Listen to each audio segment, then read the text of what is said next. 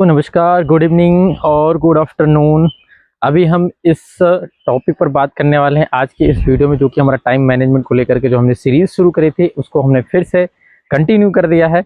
और आज की इस वीडियो में हम बातचीत करेंगे कि टाइम मैनेजमेंट हमारे लाइफ में कितना इंपॉर्टेंट है। उसको मैं रिकॉल कर देता हूँ, जो भी हमने 4-5 वीडियो शूट किए थे उसको मैं एक बार दोबारा रिकॉल कर लेता हूँ। उसमें 3 महत्वपूर्ण सिद्धांतों, 3 सवालों के बारे में और 30 सिद्धांतों को लेकर के बातचीत की गई थी, जिसमें हमने 4-5 सिद्धांतों और 3 सवालों के बारे में हमने लास्ट वीडियो में डिस्कशन किया था।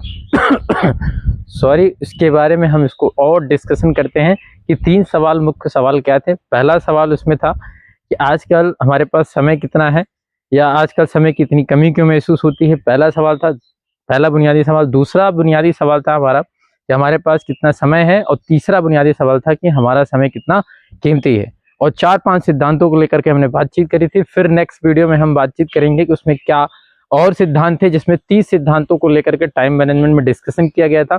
उसको हम आगे की इस वीडियो में देखते हैं, जिसमें हमने बात करी थी कि 4-5 सिद्धांत, उसको हम जरा बता देते हैं। ये बुक्स है, आप देख सकते हैं, टाइम मैनेजमेंट, जो कि डॉक्टर सुदेश दीक्षित जी ने लिखा हुआ है। समय के सर्वश्रेष्ठ उपयोग के 30 सिद्धांतों को लेकर के उन्होंने बातचीत करी है। और उस 30 सिद्धांतों को अगर हम अपने जीवन में फॉलो करें तो हमें लगता है डेफिनेटली हम कहीं ना कहीं काफ़ी बेहतर कर सकते हैं। और हर कोई इस 30 सिद्धांतों को फॉलो कर सकता है, सीख सकता है, समझ सकता है और अपने जीवन में उस चीज़ को उतार सकता है। तो चलिए शुरू करते हैं आज की इस वीडियो में, और बातचीत करते हैं और जानने का प्रयास करते हैं कि अपने समय का हम कैसे बेहतरीन उपयोग कर सकते हैं। 3 बुनियादी सवालों के बारे में हमने चर्चा की है, उसको भी आप वीडियो देख सकते हैं, प्लेलिस्ट पर पड़ी हुई है। और 4-5 सिद्धांतों को लेकर के हमने बातचीत भी करी है, उसको भी आप प्लेलिस्ट में जाकर के देख सकते हैं। तो समय ना गवाते हुए चलते हैं नेक्स्ट इसके आज की इस वीडियो में और बातचीत करेंगे।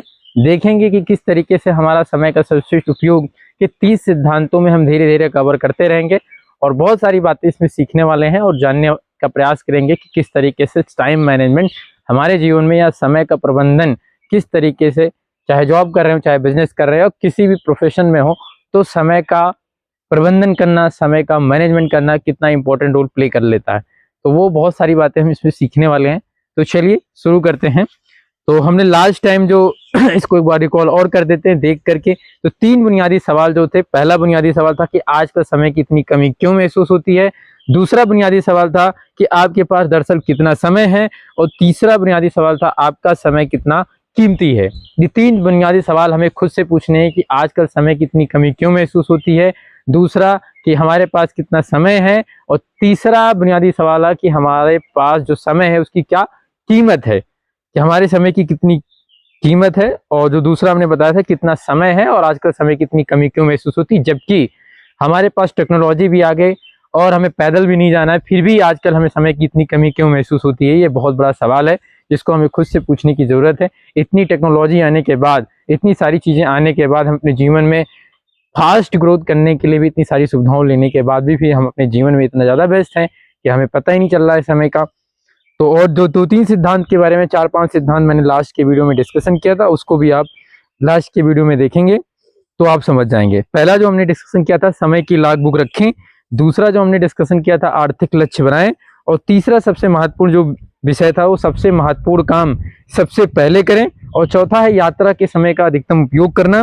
और 5वां है काम सौंपना, डेलीगेट करना, डेलीगेशन सीखें। अगर आपको लाइफ में अपने बिजनेसेस को बड़ा ग्रोथ करना है तो काम को सौंपना सीखना पड़ेगा, काम को डेलीगेट करना होगा। ये नहीं कि हमने अपने सारे काम हमें खुद ही करने हैं, तो आप बड़ा नहीं कर पाएंगे। 5वां जो हमने बता दिया, 6वां था पैरेटो के 20/80 का नियम, जो कि बहुत महत्वपूर्ण रोल प्ले करता है, जो कि हमने लास्ट के वीडियो में भी डिस्कशन किया है। 7वां बात करते रहे पार्किंसन के नियम का लाभ लें। ये 7वां सिद्धांत है जिसको लेकर के मैं बहुत ज्यादा एक्साइटेड हूँ इसको जानने के लिए कि पार्किंसन का नियम क्या कहता है। पार्किंसन ने इस 7वें सिद्धांत को लेकर के अपने बारे में क्या बताया और इसको समय से किस तरीके से रिलेट किया, आइए इस वीडियो में जानते हैं। बुरी खबर है कि समय उड़ता है, और अच्छी खबर है कि आप इसके पायलट हैं। बुरी खबर है कि समय उड़ता है, और अच्छी खबर है कि आप उसके पायलट हैं। तो समय आपके हाथ में है कि आप उसको कैसे अपने समय का यूटिलाइज करके अपने जीवन को बेहतर बनाते हैं, और इस देश के नागरिक होने के कारण भी एक महत्वपूर्ण भूमिका निभाते हैं। ये भी बहुत महत्वपूर्ण इंपॉर्टेंट है कि हम अपने समय का किस तरीके से हम यूटिलाइजेशन करें। तो समय है और उसको उड़ाने वाले भी आप ही हैं, आप उसके पायलट हैं। तो आप कैसे उड़ाते हैं उस पर डिपेंड करेगा कि हवाई जहाज कितनी तगड़ी से लैंड करेगी और कितनी ऊंचाई तक लैंड करेगी। तो समय को समझें, समय की इंपॉर्टेंस को समझें, जिससे कि डेफिनेटली कहीं ना कहीं आपके जीवन में और लोगों के आसपास के लोगों के जीवन में बदलाव आए, समाज में आए, देश में आए, फिर दुनिया में कहीं ना कहीं धीरे धीरे बदलाव आएगा। लेकिन इसको प्रैक्टिकली किस तरीके से जीवन में अप्लाई किया जा सकता है, हर एक इंसान अपने अपने प्रोफेशन में है, उस प्रोफेशन को देख सकता है कि समय की इंपॉर्टेंस को किस तरीके से महत्व दिया जा सकता है। आगे की बात करेंगे, जो इसमें मेंशन है बहुत ही अनोखी बात है, क्योंकि मैंने इसको पढ़ा था तो मैंने सोचा कि आपके साथ इसको शेयर करते हैं। वीडियो में बने रहेंगे तो डेफिनेटली ये बातें समझ आएंगी कि पार्किंसन का नियम क्या कहता है, उसका कैसे हम ज़्यादा से ज़्यादा लाभ ले सकते हैं। समय के सर्वश्रेष्ठ उपयोग के लिए पार्किंसन के नियम को जानना बहुत आवश्यक है। पार्किंसन का नियम क्या कहता है? काम उतना ही फैल जाता है जितना इसके लिए समय होता है। काम उतना ही फैल जाता है जितना इसके लिए समय होता है। आगे जानेंगे कि इसका क्या अर्थ हुआ, कि हमारे पास जितना काम होता है हमारा समय भी उसी के अनुरूप फैलता है और सिकुड़ता है। इसका क्या अर्थ हुआ, यानी अगर हम कम समय में ज़्यादा काम करने की योजना बनाएंगे तो समय फैल जाएगा। ये बात सत्य है कि अगर कभी 1 घंटे में कोई काम, हमें 10 काम दिए जाते हैं तो डेफिनेटली उस 1 घंटे में काम पूरा हो जाता है, क्योंकि वो एक समय सीमा निर्धारित की जाती है और समय सीमा में जब काम किया जाता है तो हमारी पोटेंशियल बढ़ जाती है और साथ ही साथ उस कम समय में हमें ज़्यादा काम करने की पोटेंशियल हमारे अंदर ऑटोमेटिक आ जाती है। तो ये बहुत सही बात है कि काम उतना ही फैल जाता है जितना इसके लिए समय होता है। ज़्यादा काम होगा तो समय ऑटोमेटिक फैल जाएगा, 1 घंटे में ही वो सारे काम पूरे हो जाएंगे। तो बहुत अच्छी बात इसमें बताई गई कि अगर हम कम समय में ज़्यादा काम करने की योजना बनाएंगे तो समय फैल जाएगा और वो सारे काम उसी अवधि में पूरे हो जाएंगे। बहुत सही बात है। लोग कहते हैं कि मेरे पास समय नहीं है, समय डेफिनेटली कहीं ना कहीं वो समय को मैनेज नहीं कर रहे हैं। अगर वो करेंगे तो डेफिनेटली कहीं ना कहीं काफ़ी कुछ बेहतर उनके जीवन में हो सकता है और वो बहुत सारी चीज़ें कर सकते हैं। जॉब के साथ साथ अपने छोटा मोटा स्टार्टअप कर सकते हैं या कंटेंट क्रिएट कर सकते हैं, या जो भी कुछ कर रहे हैं उसमें अपनी क्रिएटिविटी को और निखार सकते हैं, या जो भी अपने जीवन के अंदर जो भी समस्याएं हैं उस पर भी उस सोल्यूशन ढूंढ सकते हैं। अगर सही चीज़ों को अपनी अंडरस्टैंडिंग आपको बढ़ाएंगे अपने प्रोफेशन में, अपने फील्ड में, तो डेफिनेटली काफ़ी कुछ बेहतर होगा। अब आगे बातचीत करते हैं इसी कड़ी में। दूसरी ओर अगर हम उतने ही समय में कम काम करने की योजना बनाएंगे, मतलब अगर समय 1 घंटे का है और हमने काम 1 लिया है तो क्या होगा, समय सिकुड़ जाएगा। समय सिकुड़ जाएगा मतलब कि हम 1 घंटे में केवल 1 ही काम कर पाएंगे, और जहाँ 1 घंटे में 10 काम कर लेते तो समय क्या था, फैल गया।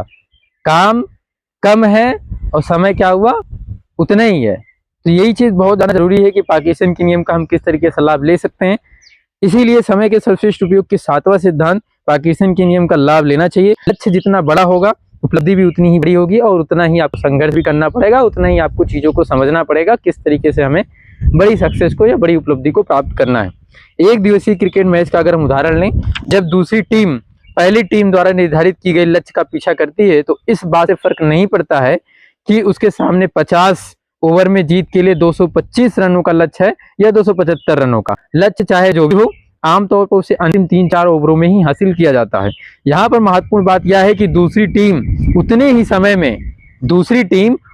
समय में अपने लक्ष्य तक पहुंचती है, चाहे उसका लक्ष्य छोटा हो या बड़ा हो, क्योंकि लक्ष्य क्लियर हो गया, टारगेट क्लियर हो गया कि मुझे इतने ही समय में इतने रन बनाने हैं। अब चाहे वो ज्यादा भी हो सकता है, कम भी हो सकता है। तो यहाँ पे पार्किंसन के नियम बहुत अच्छे से कैलकुलेट होता है, पार्किंसन के नियम बहुत अच्छे से काम करता है। तो टारगेट ज्यादा है, काम ज्यादा करना है, उसी समय में करना है, तो वहाँ पे ऑटोमेटिक समय बढ़ जाता है और हम अपनी पोटेंशियल को भी ज़्यादा से ज़्यादा करने की कोशिश करते हैं, 100% देते हैं, तो इसलिए हम उसकी सफलता को अचीव कर लेते हैं। आमतौर पर ये बातें कही गई, उसके साथ और बातें यहाँ पे कही गई हैं। यही हमारे और आपके बीच में भी सही है। जो व्यक्ति बड़े लक्ष्य बनाता है वह अपने सीमित समय का सर्वश्रेष्ठ उपयोग करने में सफल हो जाता है, जबकि छोटे लक्ष्य बनाने वाला अपने समय का सीमित उपयोग ही नहीं कर पाता है। इसका एक और उदाहरण देखें, जब हम सैर सपाटा करने या लंबी छुट्टियां मनाने जाते हैं तो उससे कुछ दिन पहले हम अपने घर और ऑफिस के काम ताबड़तोड़ तरीके से करते हैं। क्यों? क्योंकि हमको पता है कि ये सारे काम इतने ही समय में पूरे करने हैं और उसके बाद हमें छुट्टी मनाने जाना है, या पिकनिक पे जाना है, या हमें शादी में जाना है। 10 दिन की शादी में जाना तो 10 दिन का काम हम 20 दिन में कंप्लीट कर लेते हैं।